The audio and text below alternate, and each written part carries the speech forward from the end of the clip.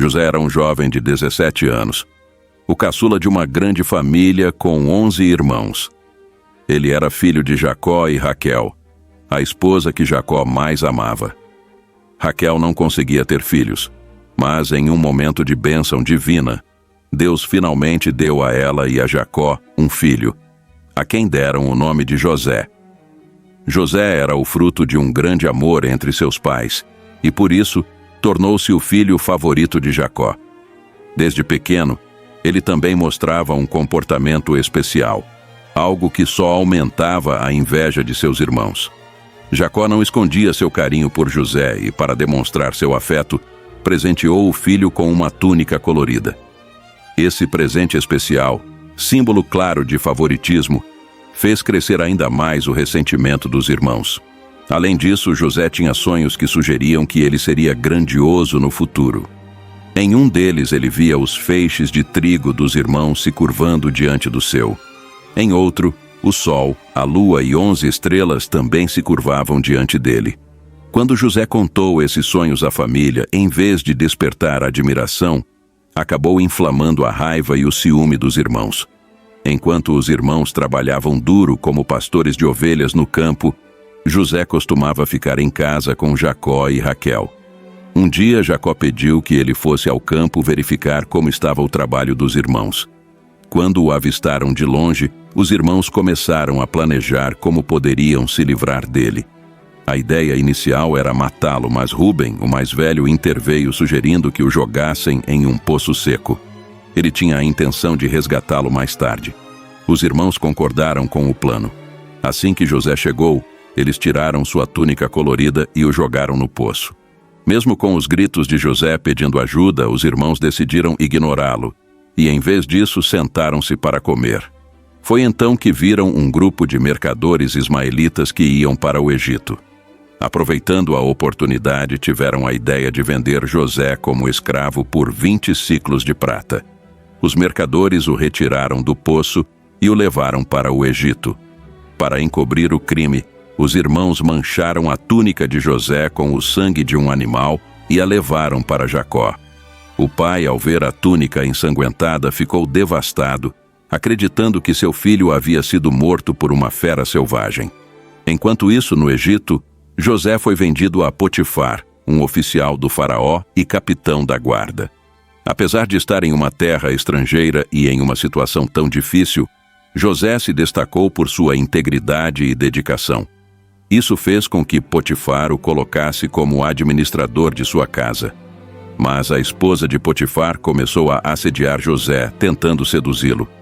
Ele resistiu firmemente, recusando-se a trair a confiança de seu senhor e a pecar contra Deus. Mas em uma outra tentativa, ela tentou agarrá-lo novamente e conseguiu arrancar sua túnica enquanto ele fugia. Furiosa com a rejeição, a mulher usou a túnica como prova para acusá-lo falsamente ao seu marido de tentar atacá-la. Potifar, indignado, mandou José para a prisão.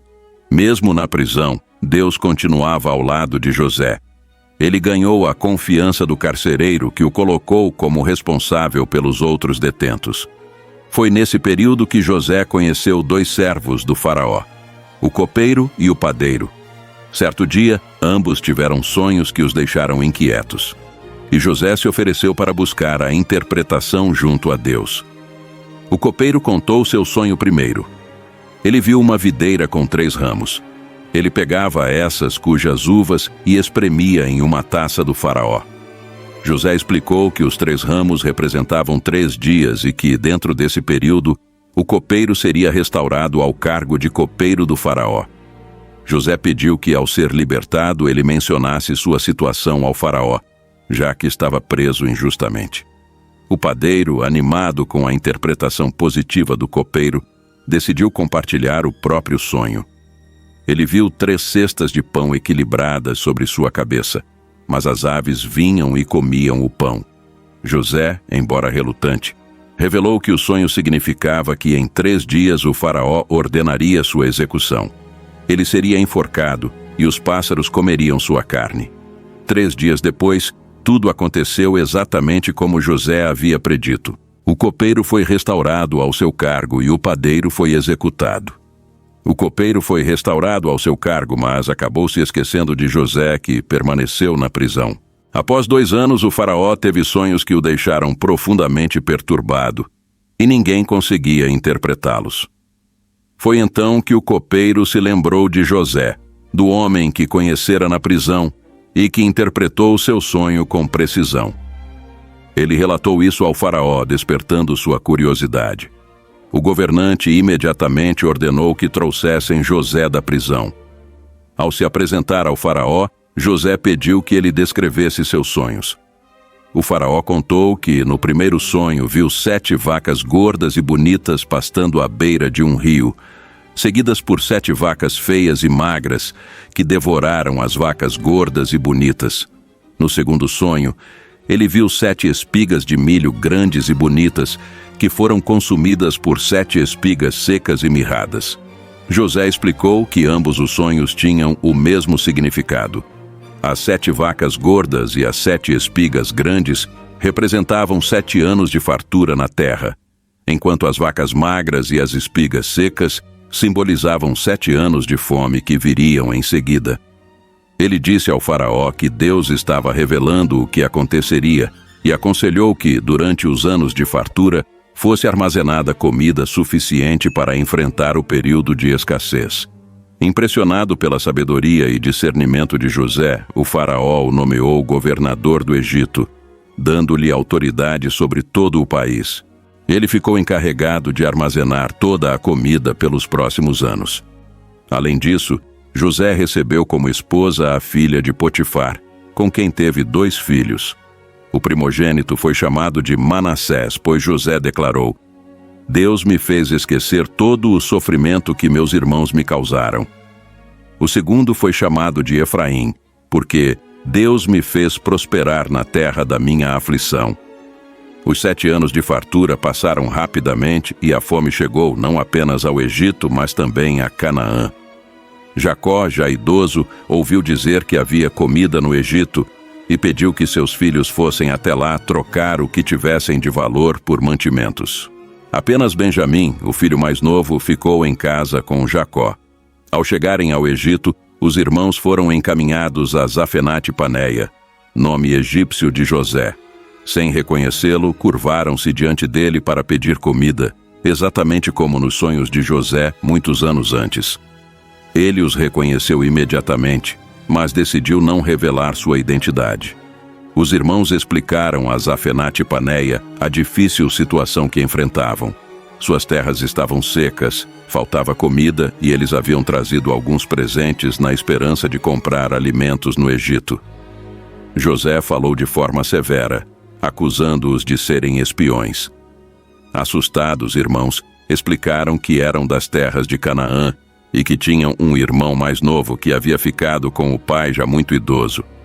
Disseram: Ao todo somos 12 irmãos, mas, infelizmente, um de nós já faleceu. Estamos aqui apenas em busca de comida.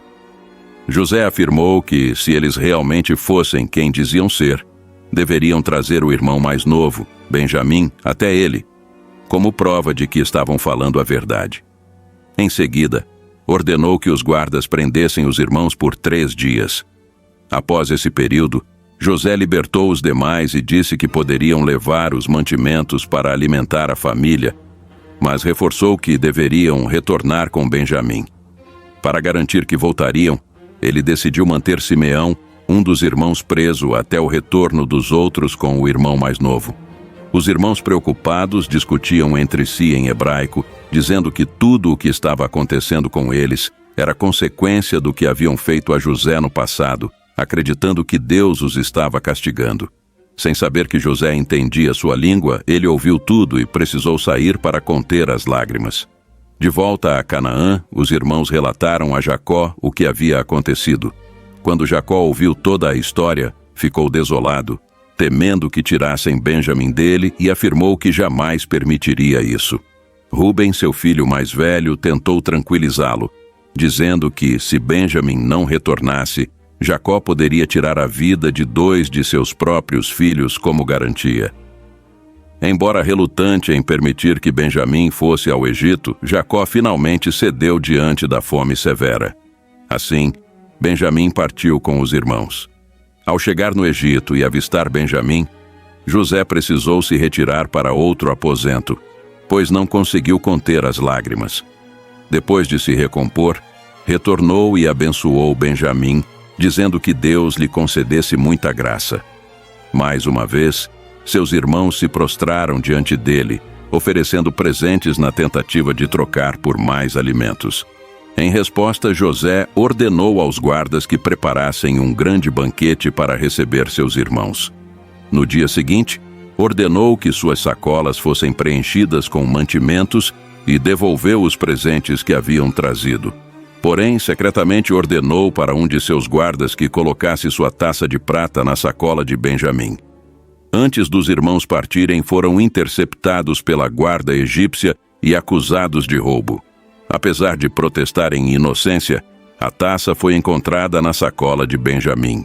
Desesperados, ofereceram-se como escravos em lugar dele, mas José insistiu que apenas o culpado pagaria.